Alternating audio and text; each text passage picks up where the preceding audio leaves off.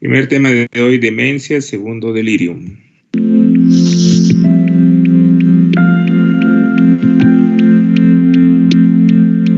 Dementia is the term we're giving to losing your memory and your speech, and that is caused by diseases. And the most common cause is Alzheimer's disease.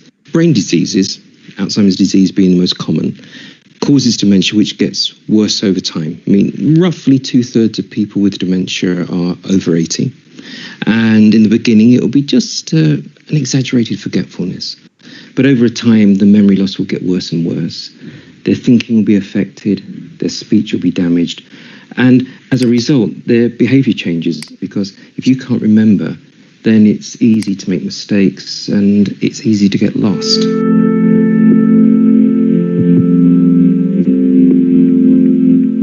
It's often said that there are around 100, but if you're working with people who are aged, and so that's people over 75, it's really 3 diseases: Alzheimer's disease, but also vascular dementia, and that's a dementia that's caused by lots of tiny strokes.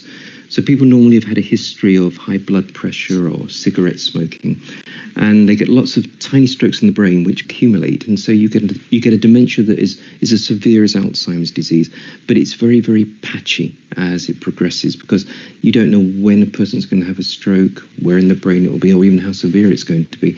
And then there's a rarer form called Lewy body disease, and that's a disease that is very similar to Alzheimer's, but it also looks like Parkinson's disease. The person shuffles and falls and slows down their movements. But quite distressingly, they have hallucinations and delusions. But those are the big 3.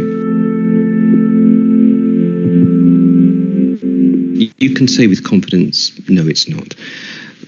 The vast majority of people are elderly, and what we say is that over the age of 70, there's no known inheritance pattern. If somebody's young when they get dementia, there is a rare type of Alzheimer's disease, simply called familial Alzheimer's disease, and then it is inherited, but it's exceedingly rare and always presents itself in the 40s and 50s.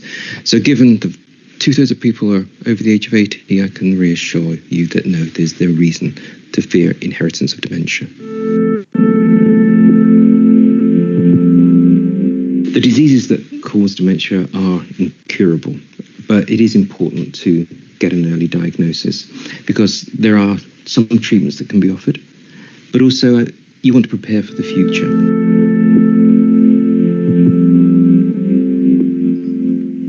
What you're looking for is extraordinary forgetfulness. I mean, everybody can forget where they've put their keys, but you don't forget the names of your children. You don't fail to recognise your grandchildren.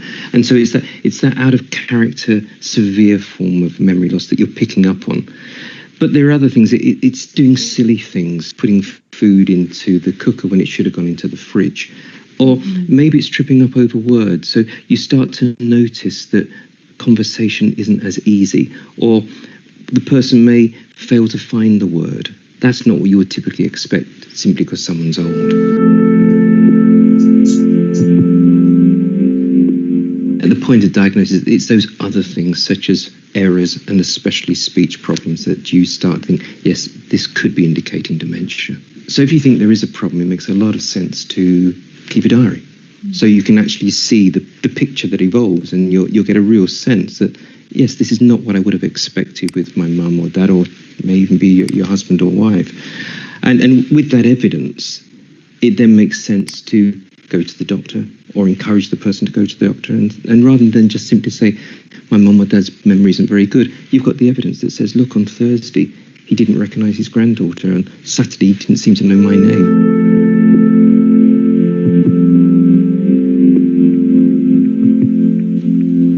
What I've often come across is that you take advantage of some other ailment. If dad's got a cold, if you say, oh, let's get you checked out, and you forewarn the GP or the GP's receptionist that we're coming in with a cold, but can you just have a just check? What do you think of their memory? And that might be a way of doing it. Of course, being told that your partner or parents got dementia is upsetting, but there is a good reason. There are some treatments. it takes away that uncertainty. It can take away blaming, because you now know that dad's got dementia rather than doing it deliberately. So I think you can look to the future with greater confidence and maybe with less fear and foreboding than you would have done if you didn't know what was going on.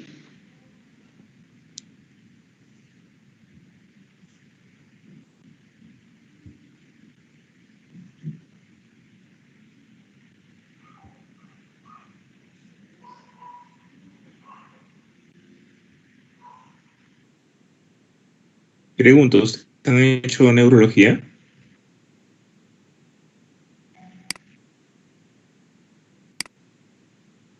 ¿Psiquiatría?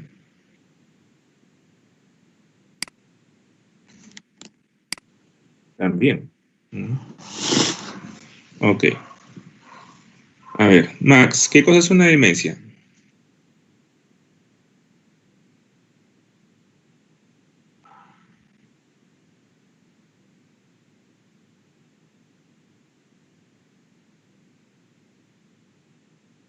Max,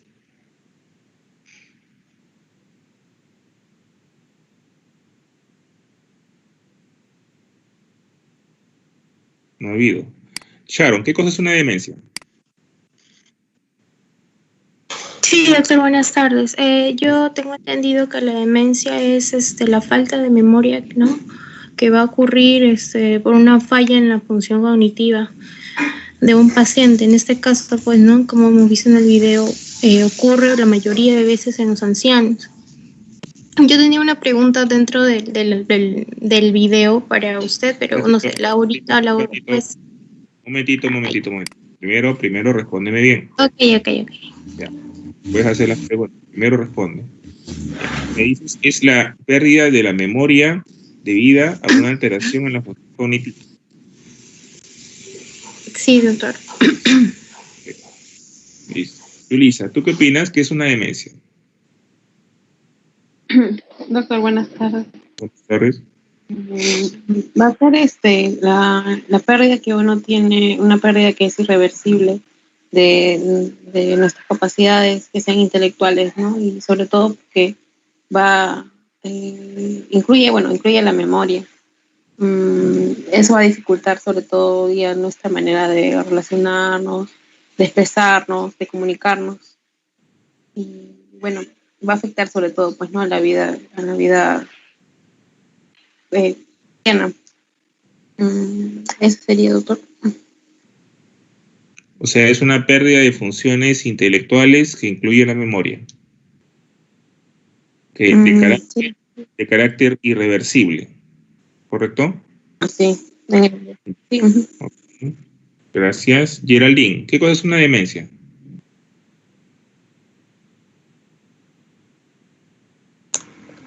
Sí, doctor. Bueno, la demencia va a ser un trastorno donde se va a caracterizar por un deterioro de la capacidad cognitiva. Este se va a dar de manera progresiva, donde va a haber alteración tanto de la memoria, de la atención, de la conciencia del paciente.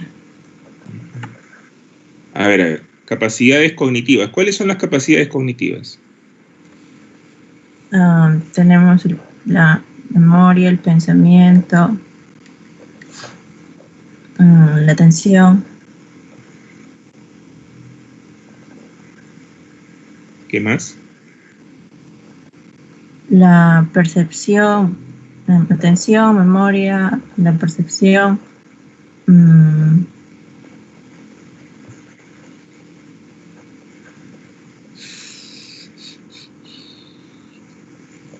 Te quedaste a mitad de camino.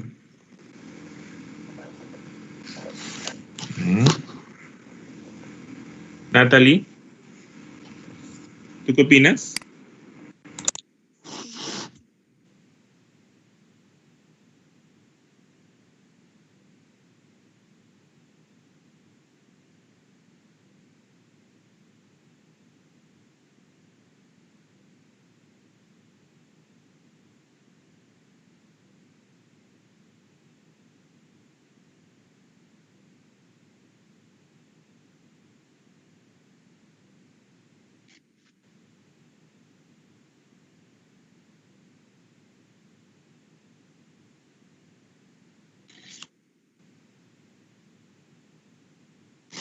¿Dónde has encontrado?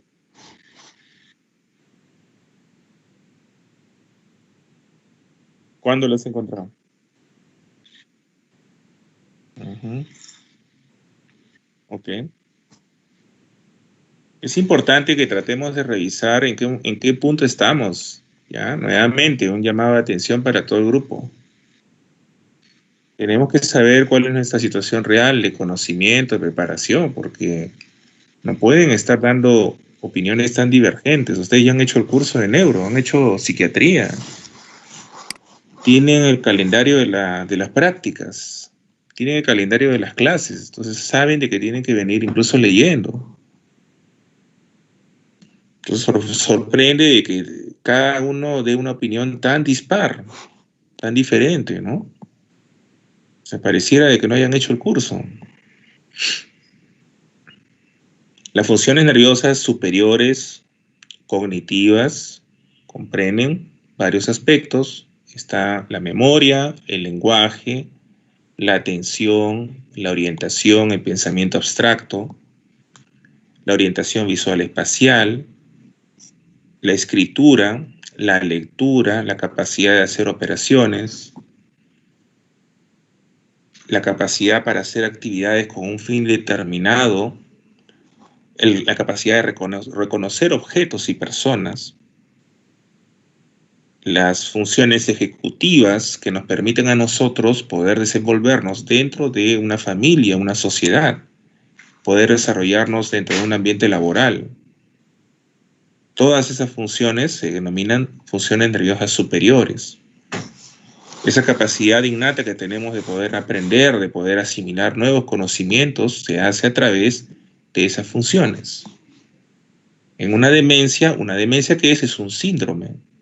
¿Por qué? Porque la demencia puede deberse a diferentes causas. Algunas son reversibles, algunas son irreversibles. No es que necesariamente sean irreversibles, no. La forma de inicio no necesariamente es gradual y progresivo. Algunas formas, como las demencias vasculares, pueden empezar de manera relativamente brusca.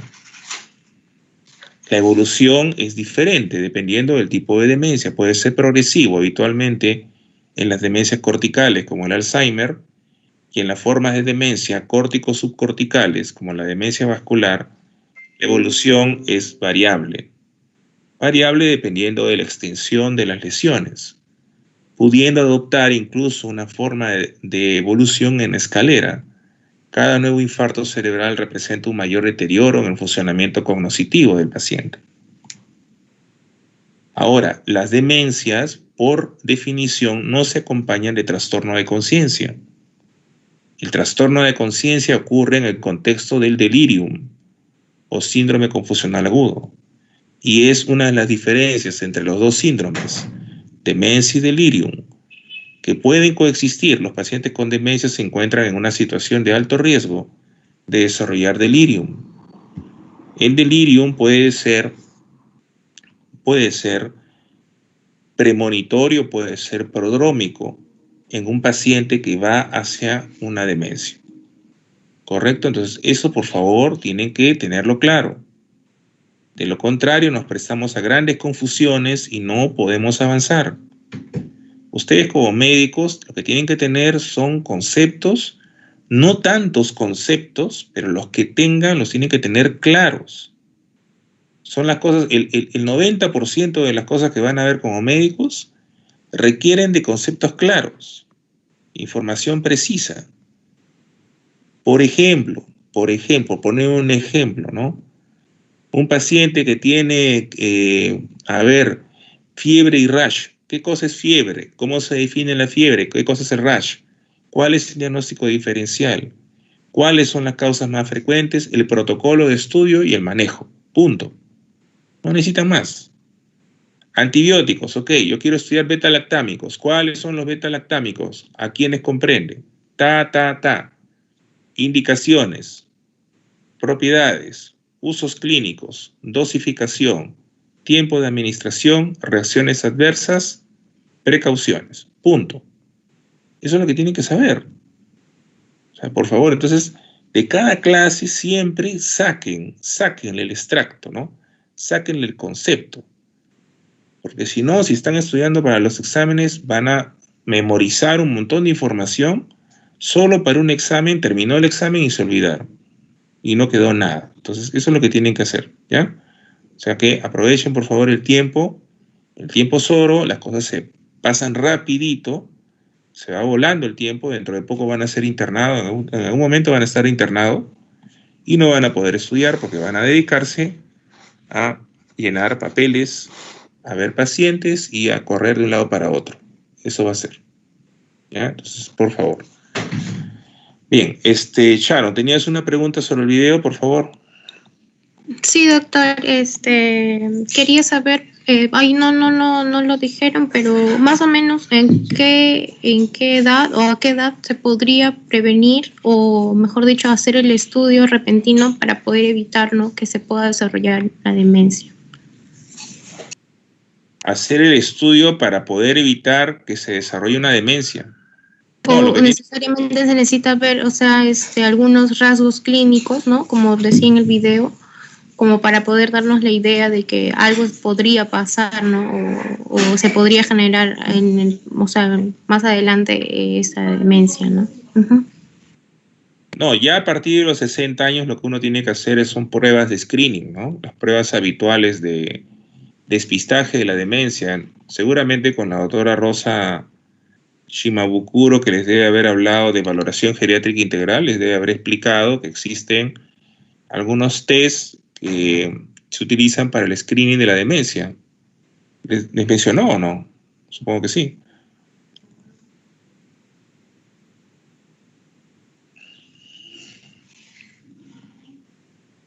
Sharon, ¿cuáles son esos test que se utilizan para el cribado, la evaluación cognitiva en un adulto mayor? No lo recuerdo, doctor, no lo tengo ahorita presente. Pero yo había, o sea, yo tengo mi familiar que por eso le preguntaba, porque de hecho preocupa, ¿no? Me parece que es un, no sé exactamente, doctor, no lo podría decir, pero va por el lado de saber, por ejemplo, poder, no sé, resolver crucigramas. No sé, yo recuerdo que la doctora habló de un Blessed o algo así, pero no tengo entendido qué tanto abarcaba. Uh-huh. Eso pero, es, doctor. A ver, discúlpeme un ratito, ¿la doctora hizo la clase, primer punto, o no ha hecho la clase? Yulisa, ¿cuáles son los test que se utilizan para la evaluación cognitiva en un adulto mayor? Doctor, el Minimental. Minimental, State Examination, ¿qué más?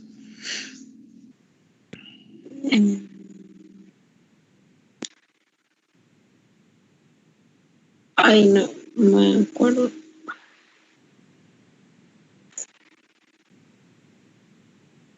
No me acuerdo de más, doctor. A ver, ¿quién se acuerda? Porque esto supongo que yo lo han hecho antes, hace menos de una semana lo han hecho la clase. O sea, ¿quién se acuerda, quién prestó atención a la clase de la doctora? A ver, Max. Escala global de deterioro, creo, doctor. Escala global de deterioro cognitivo. Cognitivo, sí, es el único. Minimental. ¿Otro test?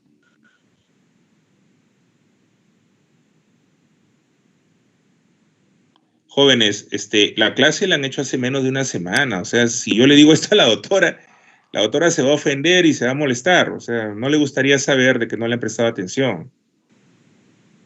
Ella es muy minuciosa, es muy prolija en las cosas. Sí, Natalie.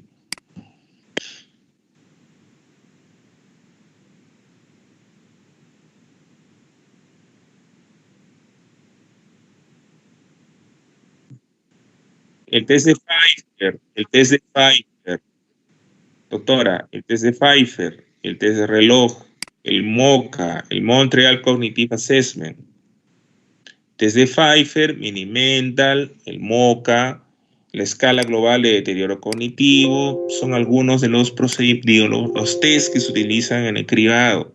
Incluso el test de reloj, se le dice al paciente que dibuje las manecillas de un reloj.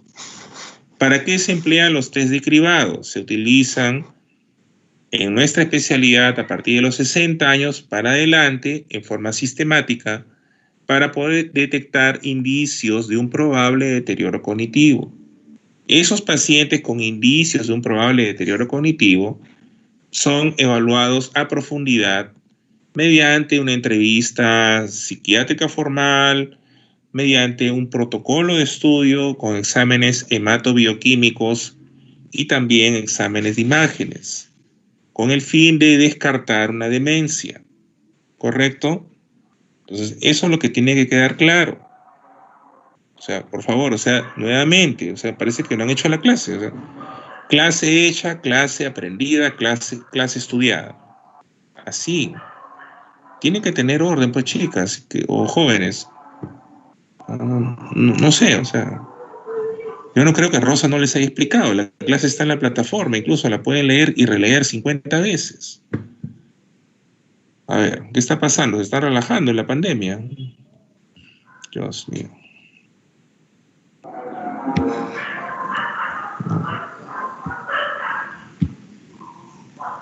Vamos a ver el segundo video. ¿Ya? Vamos a ver.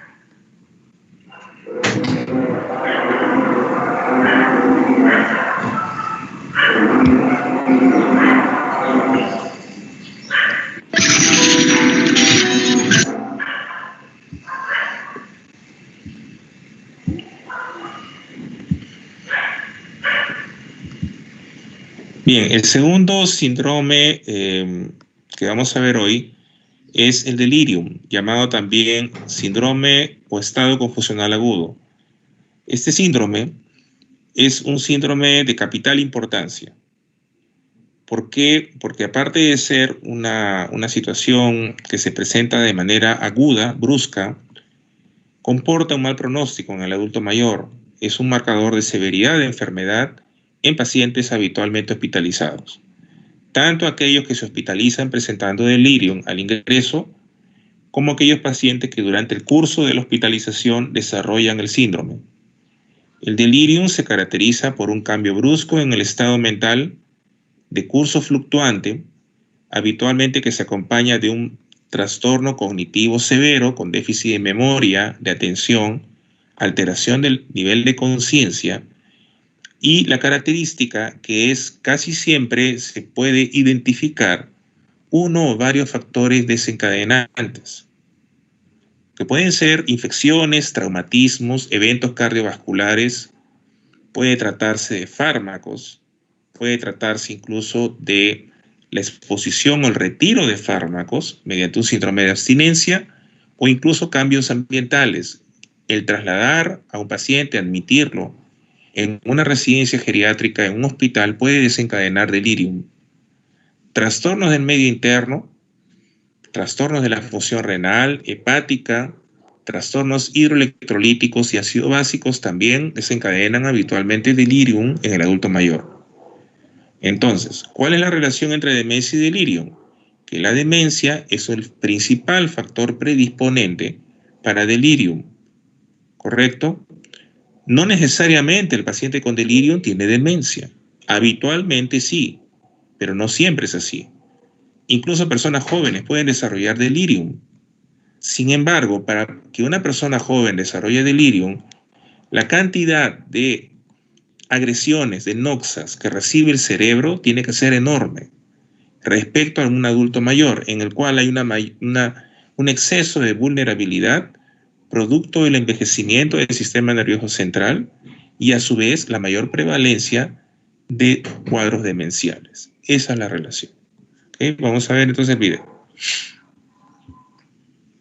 Vamos a ver, next. ¿Me confirman si se ve, por favor? ¿Me confirman? Sí se ve. Ya, gracias.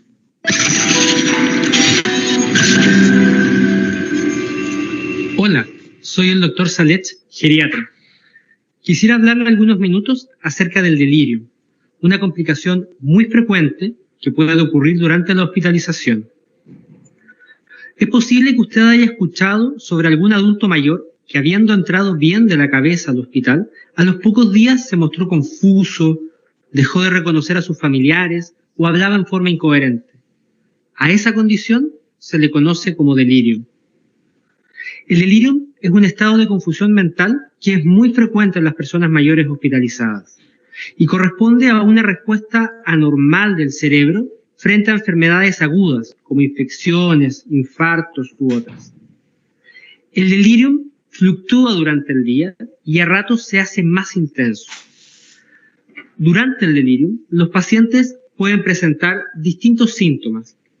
Por ejemplo, pueden hablar incoherencias, teniendo un lenguaje que no conduce a nada, poco fluente. Pueden malinterpretar las cosas de su entorno, tienden a pensar que la gente a su alrededor los quiere dañar, por ejemplo. Pueden ver o oír cosas que realmente no existen o que no ocurren a su alrededor. Algunos pacientes pueden agitarse y de hecho pueden hacerlo de manera peligrosa, poniéndolos en riesgo de caerse o de sacarse algún dispositivo que el equipo de salud ha instalado en él para poder asegurar su cuidado. Muchos pacientes se desorientan, no saben dónde están, no reconocen el día, no saben incluso en qué país están. Y otros pacientes tienden a comportarse con retraimiento. Uno los ve apagados en la cama, interactuando muy poco con el medio. Si bien la causa que trae al paciente al hospital, ya sea una infección grave, una cirugía o un infarto, es el principal responsable del desarrollo del delirio, algunas situaciones comunes que ocurren durante la hospitalización pueden ayudar a precipitarlo, por lo que es importante reconocerlas y estar atento a ellas. Algunas de las causas de delirio son, por ejemplo, la deshidratación. Muchos adultos mayores, mientras están hospitalizados, tienden a saltarse muchas de sus comidas y de las oportunidades de hidratarse. Y eso favorece que se deshidraten durante la hospitalización, y esto ha sido reconocido como un importante precipitante del delirio. El dolor es también muy relevante.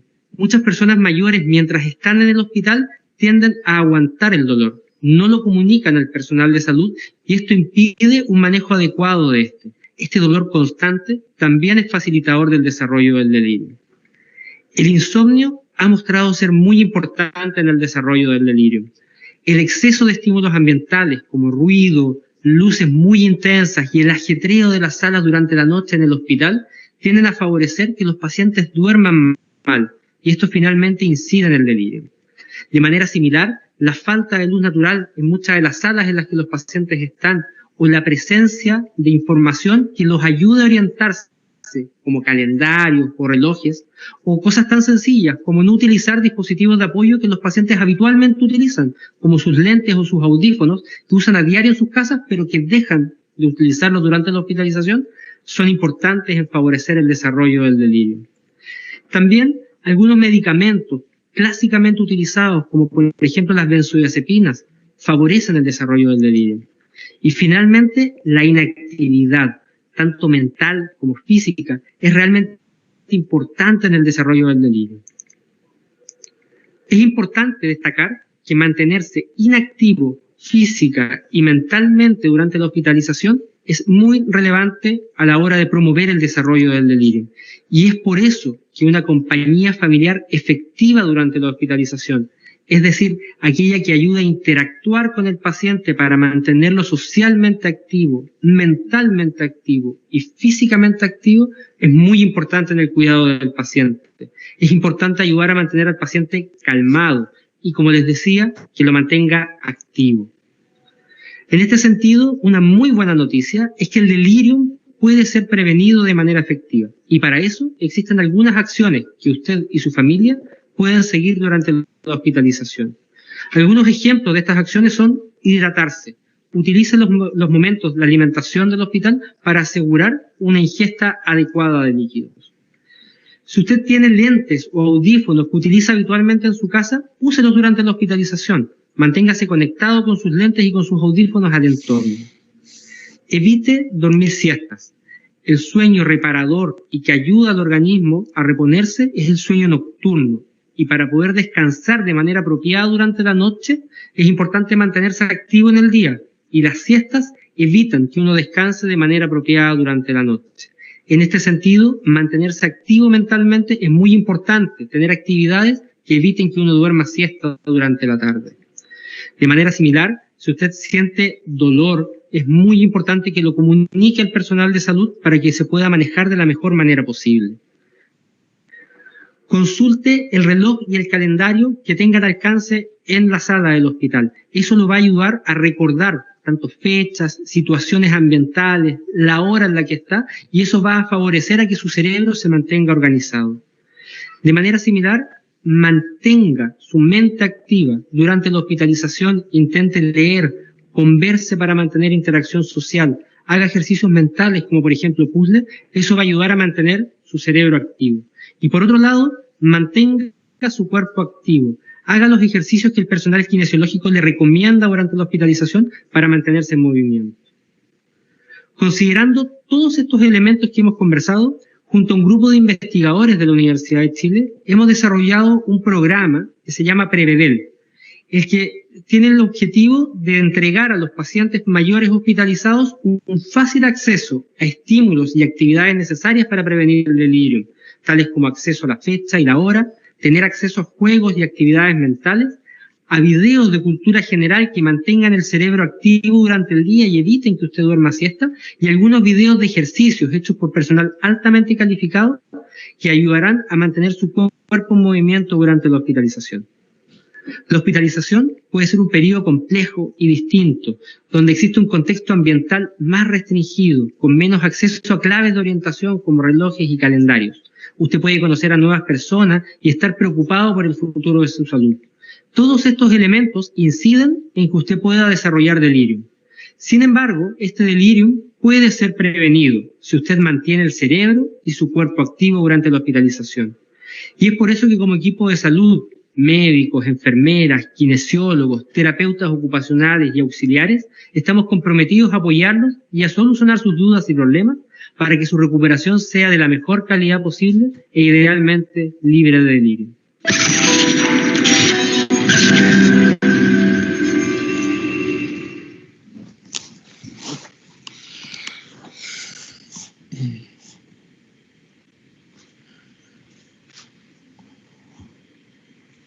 Bien, entonces el delirium es el otro síndrome neurológico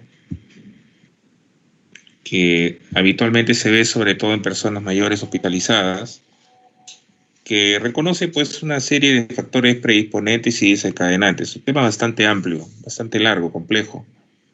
En general, las características ya las mencionamos. El diagnóstico es un diagnóstico clínico.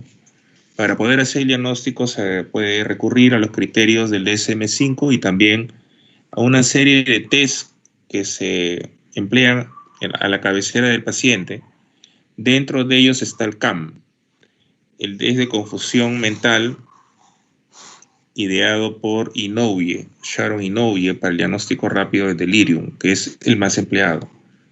Hacer el diagnóstico de delirium es de vital importancia, porque, repito, va a orientarnos respecto a la presencia de condiciones graves en un adulto mayor y segundo, le confiere al paciente un peor pronóstico en términos de mortalidad, tiempo de estancia prolongada, deterioro funcional, riesgo de readmisión luego del alta, institucionalización, caídas y también fracturas. Esa es la asociación de delirium con los otros síndromes geriátricos.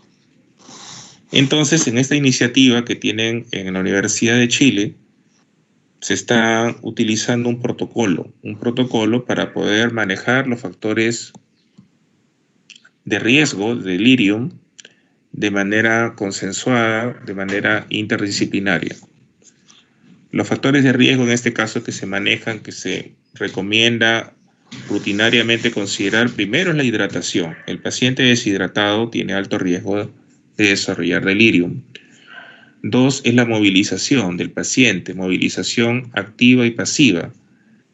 3 es que el paciente utilice todo tipo de ayuda neurosensorial, audífonos, anteojos. Número 4 es reducir en lo posible el uso de los psicofármacos. 5 es que el paciente mejore la calidad del sueño y reciba una estimulación adecuada neurosensorial. No puede estar en situación de abandono, debe tener un cuidador que constantemente lo esté reorientando, lo esté involucrando en un programa o una agenda de actividades todos los días. Sexto, es importantísimo reconocer dolor. El dolor es un factor desencadenante de delirium. Cuando un paciente durante la hospitalización tiene delirium, una de las preguntas que hay que hacerse es si tiene o no tiene dolor. Los pacientes con demencia, no olvidar de que cuando refieren dolor, mejor dicho, cuando tienen dolor, no lo van a referir apropiadamente porque están demenciados. Entonces, en ese caso tendremos que considerar algunas pistas, signos o síntomas indirectos que sugieren que ese paciente presenta un dolor. Eso lo vamos a ver el día de hoy en la clase que tenemos, que es una clase compleja, un poco pesada, pero muy importante, que es el manejo del dolor en el adulto mayor, que yo les he dicho con anticipación de que vengan leyendo. Además, dentro del protocolo que se emplea en pacientes para prevención de delirium, está también el tema de no romper los horarios, no desorganizar sus horarios de sueño y de vigilia. Durante la noche debe de asegurarse a los pacientes de estar en una habitación individual, tranquila. No deberían ser despertados frecuentemente para procedimientos, para tomarles funciones vitales o para administrarles medicamentos, no. Debe evitarse siempre que los pacientes tomen siestas durante la tarde, porque eso al final origina que el paciente durante la noche permanezca insomne. Otra cosa también, revisar el horario de administración de algunos fármacos. No puede ser, se sigue viendo, que le administren a un paciente diuréticos por la noche, ¿no? Es una aberración. O le den al paciente un corticoide durante la noche, o le administren una dosis alta de un beta-2 agonista, de un simpático mimético por la noche. Eso lo que hace es que los pacientes no puedan dormir. También la habitación debe tener el suficiente nivel de oscuridad, de temperatura, humedad. Tampoco debe estar durante el día con las ventanas cerradas, las cortinas plegadas, ¿no? Ni tampoco la luz artificial. En el día luz solar, de noche oscuridad o luz artificial para aquellos pacientes que se despiertan por la noche. No es recomendable darle un exceso de líquidos durante la noche al enfermo, porque si no va a originar que tenga necesidad de miccionar y también va a tener un efecto disruptivo sobre el sueño. Todas estas cosas deberían saberlo todos los médicos, todos, porque es una situación, repito, frecuente. 30-40% de nuestros adultos mayores que se hospitalizan tienen delirio en el momento de la admisión y requieren pues un abordaje, un tratamiento, un manejo específico, porque de lo contrario van a llevar complicaciones en el camino. ¿Alguna pregunta sobre el video?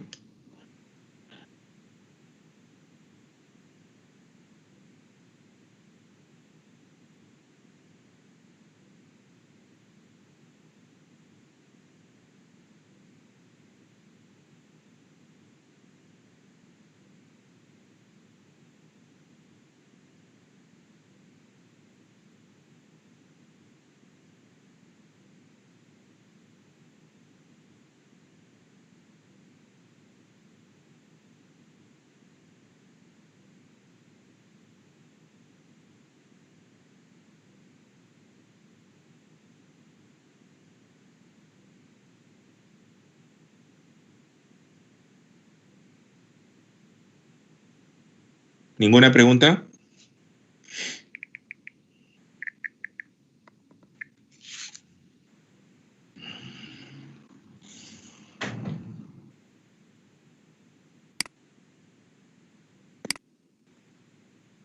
Listo.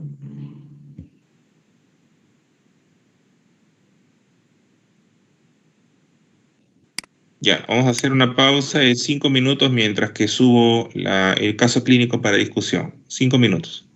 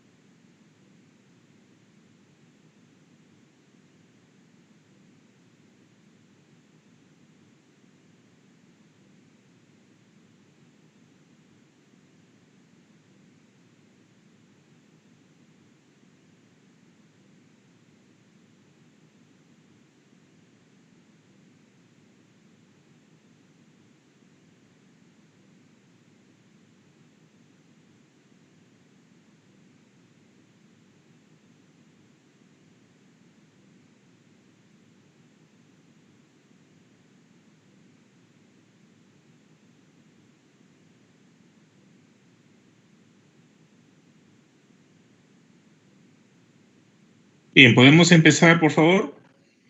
Tenemos el caso clínico de caídas.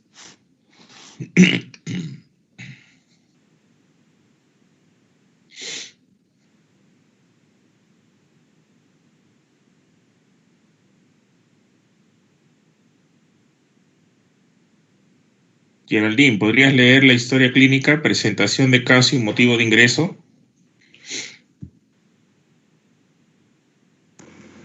Sí, doctor. Presentación del caso.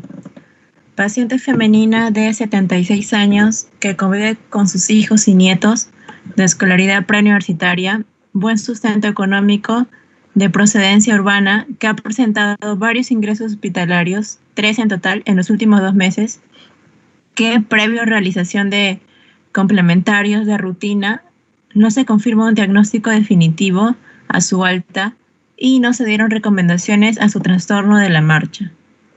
Sería importante comentar que dichos ingresos no han sido en servicios de geriatría. Es valorada después de 3 meses en un servicio de geriatría por mantener sintomatología. Motivo de ingreso, pérdida de funciones. En consulta de pesquisaje realizada se resuelve pasar a una consulta de selección y se decide su ingreso aprobado por todo el equipo multidisciplinario para una evaluación exhaustiva. Dada su importancia, hacemos un resumen de la historia de la enfermedad actual. La paciente asumía todas las tareas del hogar, por lo que su funcionabilidad era óptima, dígase tanto de las actividades básicas de la vida diaria y las actividades instrumentadas.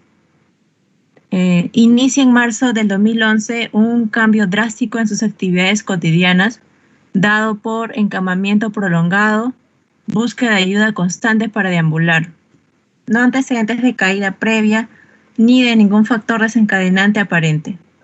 Se realiza una valoración geriátrica integral que dictamina: paciente con antecedentes de salud que ha presentado en los últimos 2 meses ingresos hospitalarios, no en servicio de geriatría, con salida sin diagnóstico definitivo a su pérdida de función.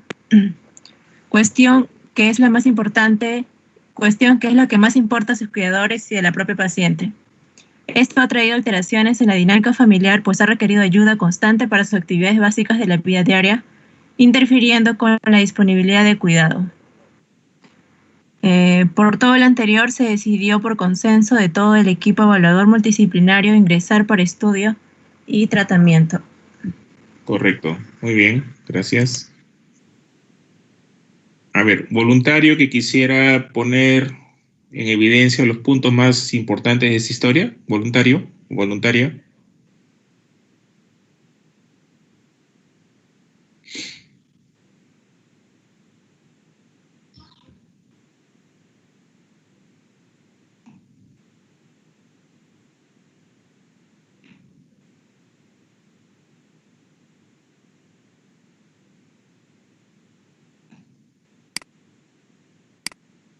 Doctor.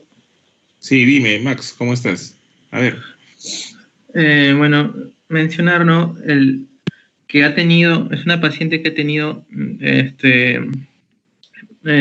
ingresos a los hospitales, pero no por el servicio de geriatría, sino como menciona, por otros servicios, pero que al final no llegaron a un diagnóstico definitivo, y que ahora, recién después de 3 meses, ingresa al servicio de geriatría con el motivo de ingreso de la pérdida de las funciones. Ok, entonces tenemos una paciente que aparentemente estaba bien, pero que de forma drástica, a partir de marzo del 2011, comienza con deterioro funcional. No ha tenido caídas, ni tampoco factores desencadenantes asociados. Con hospitalizaciones en servicios de medicina interna, no de geriatría, en 3 ocasiones, y un diagnóstico de un trastorno de la marcha mal definido. Trastorno de la marcha que aparentemente no se ha encontrado la razón precisa, ¿no?, de su origen. Eso es lo más llamativo. Aparte de ello, digamos, en la primera parte de la historia no mencionan algún antecedente de problema social, más bien presenta el dato, pues la convivencia con los hijos, que son personas empleadas, y los nietos que se encuentran estudiando. A ver, Sharon, ¿podrías leer los factores de riesgo geriátricos? Sí, doctor. Bien, factores de riesgo geriátrico, va a haber caídas, inmovilidad, incontinencia, deterioro funcional, una edad mayor de 65 años, riesgo de úlcera por presión, los antecedentes patológicos familiares y personales no aportan datos de relevancia. La paciente no es portadora de ninguna enfermedad hasta la fecha conocida y no presenta adicciones tóxicas. No hay antecedentes de trauma, ni de intervenciones quirúrgicas, no hay alergia a medicamentos, ni está consumiendo medicamentos hace 6 meses. Último medicamento suministrado es el clorodiazepóxido sin prescripción facultativa. Al examen físico solo se constata positivamente trastornos en la marcha, no apuntando evidencias de alguna patología, pues no está relacionada a ninguna marcha patológica conocida. Solo observamos un alentecimiento marcado en inicio y mantenimiento de la marcha habitual, con una conducta muy negativa a la realización de esta actividad, que no nos permite encuadrar el trastorno en patología alguna, pues la paciente apenas coopera en la acción de esta actividad. ¿Continúo? Okay, entonces tenemos un trastorno de la marcha que no es atribuible a ninguna, digamos, no se puede clasificar como ningún otro trastorno de la marcha conocido, y es una paciente que demuestra enlentecimiento para iniciar y mantener la actividad y una poca capacidad o poca disposición para hacerla, ¿no? Al parecer no desea cooperar con esta actividad que es la marcha, en la evaluación de la marcha. ¿Conoces algún tipo de marcha patológica? ¿Algunos ejemplos conoces de marchas patológicas en neurología? Sí, doctor. Recuerdo que la marcha, por ejemplo, del parkinsoniano, que es la actitud la tiene como que en semiflexión y la marcha es no tiene control de su movimiento. Eso sobre todo. Hay otras como por ejemplo en este caso, por ejemplo, del parkinsoniano que recuerdo, tenía que tener amplia su base de sustentación porque no podía sostenerse. También puede haber marchas tambaleantes de acuerdo al tipo de, no sé, de alguna patología en especial. Hay varias, solo que no recuerdo exactamente cómo enfocarlas. Tienen que revisar, ¿ya? Tienen que revisar. Revisen, hay videos ahora en internet, hay videos, montones de videos sobre las marchas. Tienen que revisar. Hay una marcha, pues, hemiparética, hay una marcha atáxica, hay la marcha festinante, hay la marcha magnética, la marcha espinal, hay la marcha del paciente, la marcha tabética, hay la marcha en tijeras, hay la marcha del paciente con Parkinson, diferentes tipos de marcha que ustedes deberían revisar, ¿no? Las marchas del paciente con radiculopatía del nervio ciático también, o ciatalgia.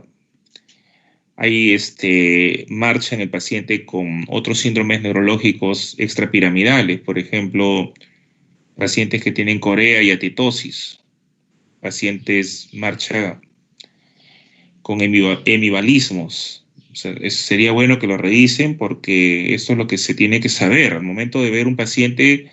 ¿Cómo evalúas un paciente con trastorno de la marcha? Tienes que observarlo, cómo camina. Entonces, si no tenemos en la mente los tipos de marcha, no sabemos qué hacer. O sea, observarle a un paciente caminar y no saber interpretar lo que vemos, eso es algo que podría pasar. Entonces, hay que recordar y revisar los diferentes tipos de marcha, ¿ya? Por favor. Bien, complementarios indicados. Yulisa, por favor, complementarios.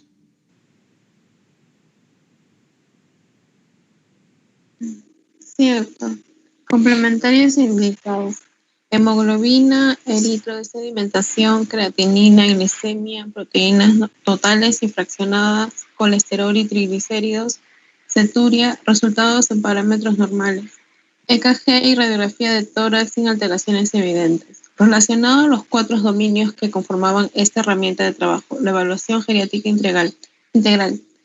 Hacemos un breve resumen. Evaluación funcional. 1, a las actividades básicas de la vida diaria es 1 y a las actividades instrumentales de la vida diaria es 1, donde el parámetro máximo es de 3 puntos. Prácticamente todos los ítems evaluados correspondían a 0, por lo que en escala de 1 al 3 estaba el 1. Los cambios normales a causa del envejecimiento y los problemas de salud de los adultos mayores a menudo se manifiestan como declinaciones en el estado funcional. Estos problemas de salud condicionantes de deterioro funcional en los adultos mayores, al no ser tratados, pueden conducir a situaciones de incapacidad severa, inmovilidad, inestabilidad, deterioro intelectual, y ponen al individuo en riesgo de discapacidad. Una de las mejores maneras de evaluar el estado de salud de los adultos mayores es mediante la evaluación funcional, la cual provee los datos objetivos que pueden indicar la futura declinación o mejoría en el estado de salud y que permite al equipo de salud intervenir de forma apropiada, como sucedió en este caso. Aquí está la funcionabilidad, se define por estos 3 componentes, ¿no? 1, las actividades básicas de la vida diaria, donde es bañarse, vestirse, usar el inodoro, movilizarse, continencia y alimentarse. Y en las actividades instrumentales de la vida diaria es el uso de transportes, ir de compras, uso del teléfono, control de fármacos y la capacidad de realizar las tareas domésticas. Y por último, la marcha y el equilibrio. En la escala de CATS, para la evaluación de las actividades básicas de la vida diaria, es 1/A, que es independiente en todas las actividades. La escala del auto para la evaluación de las actividades instrumentales de la vida diaria es 1, donde es limitada en todas las actividades instrumentales de la vida diaria. La escala de Tinetti, usada en los trastornos de la marcha y el equilibrio, no aplicable por la negación de la paciente a deambular. En escala de caída es negativa, 25 puntos. Escala de Norton, 13, no riesgo de úlcera por presión. En la evaluación biomédica es 3.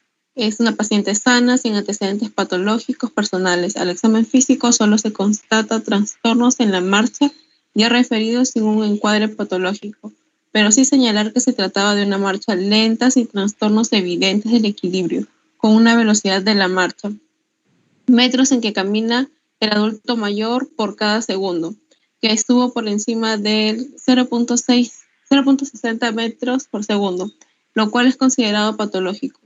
En 1 cada 20 segundos. La evaluación psicológica es 2.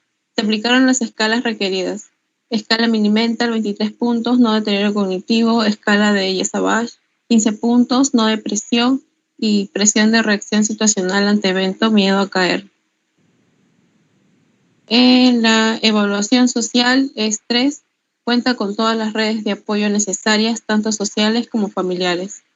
Cabe aclarar que los puntajes dados en los dominios correspondientes en la escala de la evaluación geriátrica integral es 3, corresponde al máximo de no afectación y 1 al mínimo total de afectación. También abordamos la evaluación según la clasificación internacional del funcionamiento de la discapacidad y de la salud.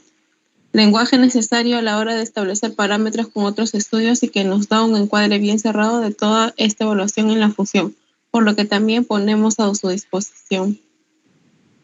Cabría aclarar que la discapacidad es un término genérico que incluye deficiencias de las funciones y o estructuras corporales, limitaciones en la actividad y restricciones en la participación, indicando los aspectos negativos de la interacción entre el individuo, con una indicación de salud, y sus factores contextuales, factores ambientales y personales. En este sentido, una persona con discapacidad sería aquella persona que presenta deficiencias en sus funciones y o estructuras corporales, limitaciones en sus actividades y restricciones en su participación, como resultado de la integración negativa de su condición de salud y los factores contextuales, ambientales y personales. Valorándose 1, estado negativo de la salud, esfera mental afectada, ya comentada. 2, limitaciones o dificultades en la realización de actividades afectadas por las actividades básicas de la vida diaria y las actividades instrumentales de la vida diaria. Bien. 3, Yulisa, un segundo. A ver, hasta aquí, perdóname. Hasta aquí, ¿qué te parece, Yulisa? A ver, tu opinión personal. A ver, de lo que has podido leer. Tenemos los exámenes de laboratorio prácticamente normales y sí algunas alteraciones de la valoración geriátrica integral, ¿no? A ver, revísalas, léelas nuevamente. A ver, dime tu opinión, qué te parece, qué te llama la atención. A ver. Bueno, primero la paciente, como lo decía anteriormente, la paciente realizaba todas las actividades, ya sean básicas e instrumentales, era bien activa, y ahora en su evaluación funcional la escala es de 1, por no decir 0, porque ahí lo establecen, ¿no? O sea, ya era lo mínimo. También que no podía, incluso en las diferentes escalas, ella en la escala, ¿qué escala? No, ella no realiza la escala porque no quería pararse porque no podía, se negó a poder caminar en la escala de Tinetti, no podía, ella se negó. Bueno, con respecto a la escala, en las escalas de caída de Norton, ella no presentaba, primero que no se puede presentar alguna caída, luego tampoco que no presentaba tampoco antes algún riesgo por úlcera por presión. También que la paciente no presentaba un deterioro cognitivo, más que todo, ni depresión tampoco. Más que todo era porque la paciente tenía ese trastorno en la marcha y que ella siempre estaba inmóvil. Últimamente estaba inmóvil y ella no quería moverse. No sé más.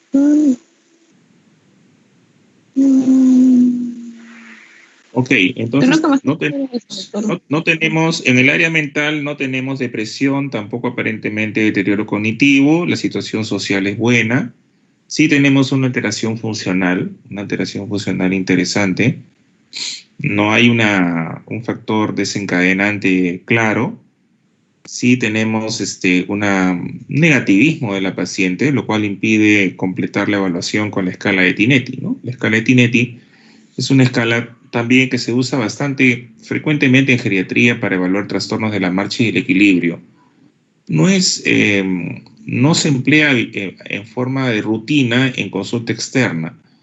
Sí se emplea bastante en estudios de investigación, en pacientes hospitalizados, lo mismo, y en pacientes que residen en casas de reposo, residencias geriátricas. La escala de Norton es una escala que se emplea para determinar el riesgo de un paciente de hacer úlceras por presión, ¿ok? La escala de Norton es solamente clínica, pero hay una escala llamada de Norton Plus que también combina valores de presión arterial, albúmina, glicemia y sirve para predecir el riesgo de desarrollar UPP. En la escala también ingresa el antecedente de diabetes. Bueno, entonces tenemos esta paciente en la cual lo más llamativo es su trastorno funcional y también la lentitud de la velocidad de la marcha, ¿no? A ver. Número 2, número 3. Ya, Natalie, ¿podrías terminar esta parte desde el número 3 y la discusión, por favor? Por favor.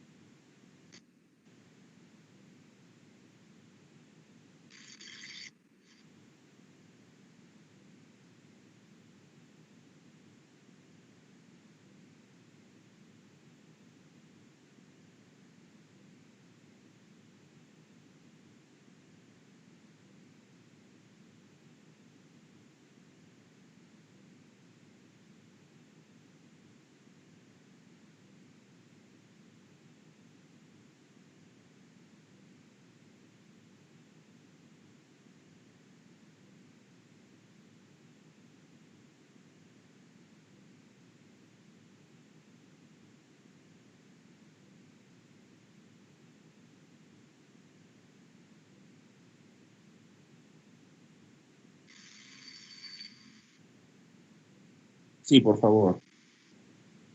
Planteamientos polémicos. Mm.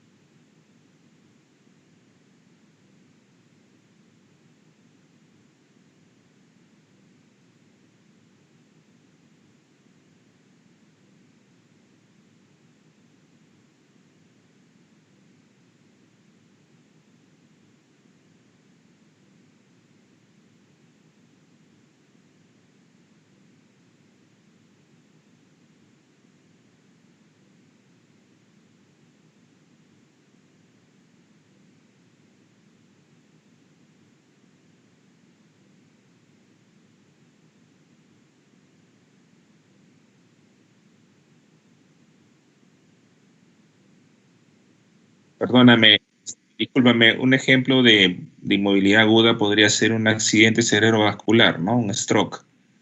O, por ejemplo, un paciente que ha sufrido un infarto del miocardio, una neumonía, y por este motivo debe ser hospitalizado, ¿no? O un paciente que tiene una hemorragia digestiva alta y se descompensa y desarrolla un síndrome de movilidad agudo. Ok, pues, adelante, adelante.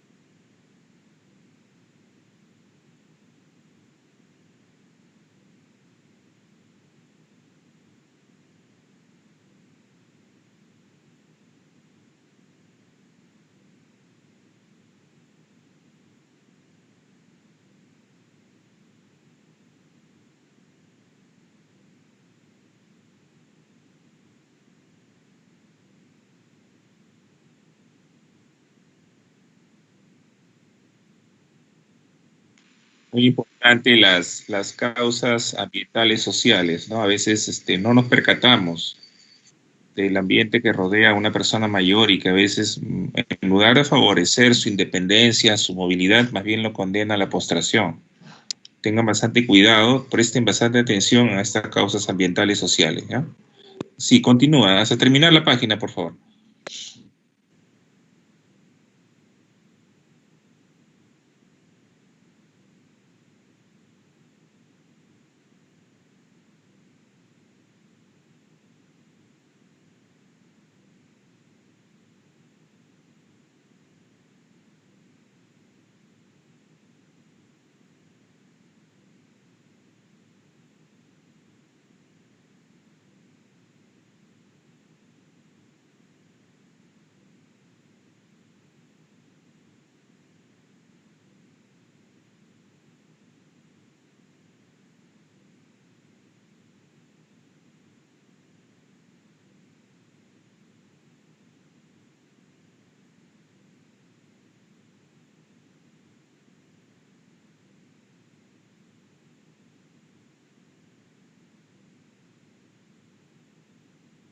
Muy bien.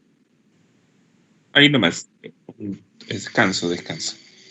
Bien, entonces es bastante interesante analizar la cronología de los hechos, cómo es una paciente sin antecedentes de importancia, con una historia de hospitalizaciones en servicios de medicina interna por un trastorno de la marcha mal definido, una valoración geriátrica integral, exámenes auxiliares, primero que no muestra mayor alteración, los de rutina, y además una BGI que evidencia únicamente un compromiso funcional y además una actitud bastante negativa por parte de la paciente para poder, digamos, completar el assessment, ¿no? La valoración. En el área psicológica, la entrevista, digamos, un poquito más ya profunda, encuentra un antecedente de una amiga que había sufrido una fractura de cadera y después de esto había tenido pues una evolución tórpida falleciendo, ¿no? Es el único dato que se puede rescatar, bastante miedo, bastante inseguridad por parte de esta señora para poder caminar, piensa que le puede ocurrir lo mismo que lo que le pasó a la amiga, y no se puede clasificar realmente como un síndrome post-caídas. Síndrome post-caídas es cuando un paciente tiene miedo, temor, inseguridad y no desea caminar después de haberse caído, ¿correcto? En este caso no había este dato, por lo cual no se puede hablar propiamente de un síndrome post-caída, ¿no? Pero tiene todas las características, las consecuencias que se mencionan durante el relato. Después de aplicada la escala de caída, dice, se hacen evidentes además barreras en el hogar, que empeoraron la dinámica habitual de la marcha, o sea, aparte de lo relacionado anteriormente, hay condicionantes que propician la caída a este caso. Revisando la última bibliografía en estos temas, hay múltiples estudios relacionados con el síndrome post-caída y todas sus consecuencias. No obstante, aunque referido, existen pocas evidencias en cuanto a esta causa de inmovilidad, el miedo a caer. El fenómeno que hemos llamado en nuestro medio de atención precaída, el cual puede enfrentar las mismas complicaciones que el conocido síndrome post-caída. Al final de cuentas, ¿qué es lo que se origina en un síndrome post-caídas o en un síndrome precaídas? ¿Cuál es la consecuencia inevitable? Es el desarrollo de un síndrome de inmovilidad, un desacondicionamiento global de todo el organismo que pone al paciente en una situación ya de riesgo de caerse. Eso es lo que se presenta. Dice aquí, en nuestra experiencia, tanto valor tiene la intervención adecuada en equipo, en uno como en el otro, ya que el desenlace coincide, inmovilidad con todas las complicaciones que acarrea, siendo las causas psicológicas desencadenantes similares y sus consecuencias. Plan estratégico establecido. Dice, dinámica familiar, era importante involucrar a toda la familia en la condición de la paciente, así como hacer ver las numerosas barreras existentes en el hogar y sobre las cuales había que trabajar para minimizar en lo posible los riesgos a caer de la paciente. Asimismo, la condición recuperable de la paciente a sus parámetros anteriores de funcionabilidad. Psicoterapia de apoyo, restituir la confianza en la marcha y la necesidad de restablecer su función e incorporación a sus tareas habituales. Rehabilitación de la marcha dada por el entrenamiento de la marcha, ejercicios de fortalecimiento, sobre todo en el tren inferior. De inicio la marcha se entrenó con andador, pero a los 5 días ya la paciente caminaba sin apoyo. Se estableció protocolo de riesgo de caída y úlceras por presión por parte del personal de enfermería durante su ingreso, con todas las instrucciones establecidas a cuidadores pacientes. En todo este plan de acción intervino el equipo multidisciplinario de atención. Conclusiones. La estrategia establecida permitió un restablecimiento de las funciones en las actividades básicas de la vida diaria, 9 días, no necesitando el uso de medicación y lográndose restablecer la marcha y resto de funciones a su estado previo antes del primer ingreso hospitalario reportado. Su seguimiento fue en la atención primaria de salud y por el equipo de atención gerontológica, el cual fue notificado del caso con antelación a su alta hospitalaria y su reinserción a la comunidad. Igualmente fue notificado su médico de familia. Se realizó un resumen de historia clínica que resumía todas las intervenciones realizadas y su seguimiento en la comunidad. ¿Qué cosa hay que resaltar de este caso clínico? Primero, que si hubiéramos utilizado el enfoque habitual de medicina interna, no hubiéramos llegado a un diagnóstico. Creo que está bastante claro, ¿no? Esta señora ha estado 3 veces hospitalizada en servicios de medicina interna, pero con el enfoque tradicional de medicina interna era imposible detectar, hacer el diagnóstico y mucho menos darle solución. Imposible. Aquí la diferencia está en la aplicación sistemática del BGI, la valoración geriátrica integral, que nos permite poner en evidencia problemas no reportados. 2. Otra cosa importante. En este caso clínico se evidencia también la necesidad de trabajar por niveles de atención. Nivel primario, médico de familia, y se deriva al paciente para que lo evalúen los especialistas, geriatra, equipo multidisciplinario. Una vez que ya tiene su hoja de epicrisis, tiene su resumen, el paciente es retornado al médico de familia, al médico de base, para que le haga el seguimiento. ¿Ok? Dice, se orientó su ingreso en casa de abuelos para mantenimiento de la funcionalidad y posteriormente en un círculo de abuelos para la realización de actividades físicas y la socialización de todas las actividades implícitas en este contexto.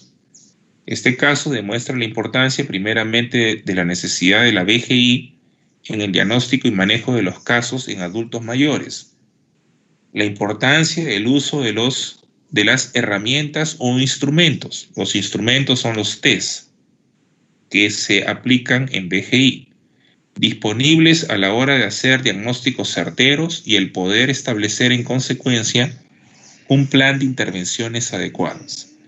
La necesidad de establecer los sistemas de referencia y contrarreferencia a la hora de dar seguimiento fue muy importante y necesario en nuestra paciente. Estas pautas a veces se olvidan, se violan y dan consecuencias negativas en el seguimiento, como la frecuencia en el aumento de las hospitalizaciones y resultados muy negativos en el manejo comunitario, no por desconocimiento en los científicos, sino por desinformación de lo que acontece con los pacientes en la atención secundaria y de cómo debe seguir su atención comunitaria. Esa alianza indisoluble entre atención primaria y secundaria jamás debe olvidarse por el bienestar de nuestros adultos mayores en un sentido y en el otro. En este caso fuimos retroalimentados del caso, además de que contó con una consulta especializada por geriatría al mes de egreso. O sea, nuevamente se le lleva para la consulta especializada al mes, donde se constató la recuperación funcional tanto a las actividades básicas como instrumentales. Permaneció durante 2 meses en la casa de abuelos en terapia ocupacional y demás actividades.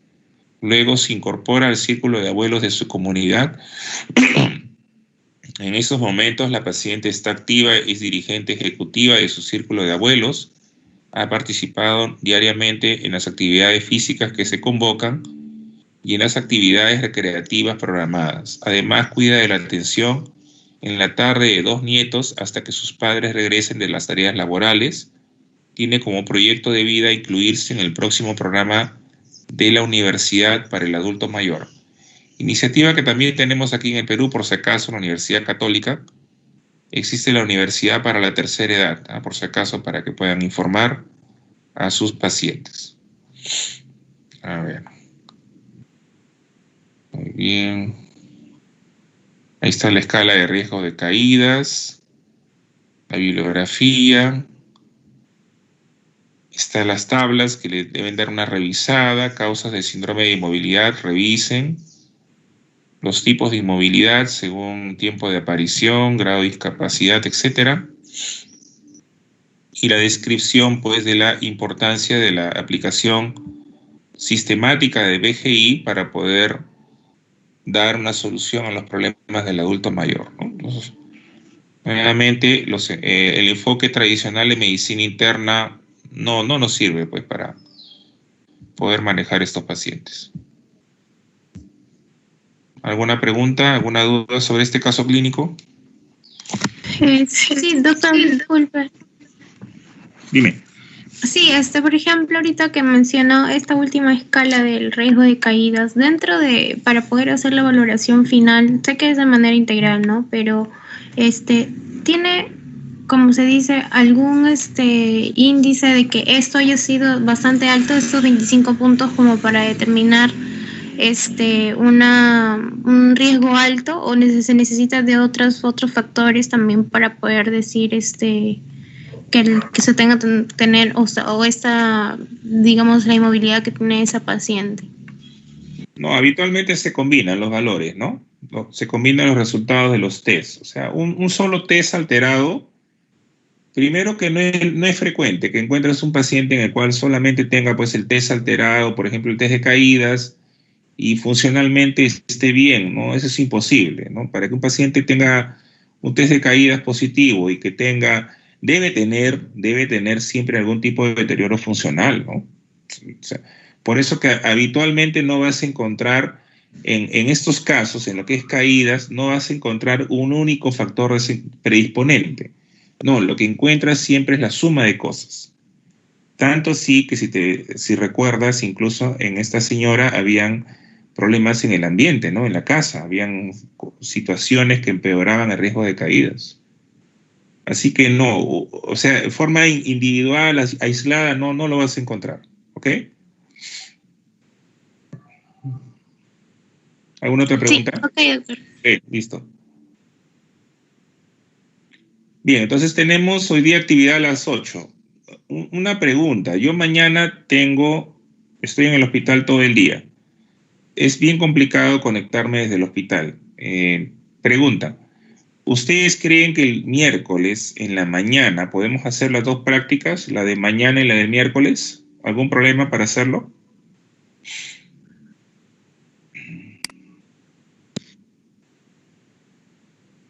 Creo que no había problema. No, doctor. Miércoles No, a las problema. 9, ya, correcto. Miércoles a las 9 de la mañana, ¿les parece? Sí, doctor. Ya, porque yo en la noche tengo clase con residentes, tengo, seminario con residentes de geriatría de URP. Entonces, miércoles a las 9 de la mañana hacemos la práctica de mañana y del miércoles. Más tarde nos encontramos a las 8 y mañana nos encontramos a las 9 para la clase y seminario que está pendiente. El miércoles tienen reunión con Rosa, vean sus horarios con Rosa, conversen con Cabrera el horario que van a hacer, y el jueves no se olviden que tenemos el primer examen, ¿ok? Quedamos así, nos vemos más tarde. Cuídense mucho. Sí, doctor, gracias. Muchas gracias. Hasta luego.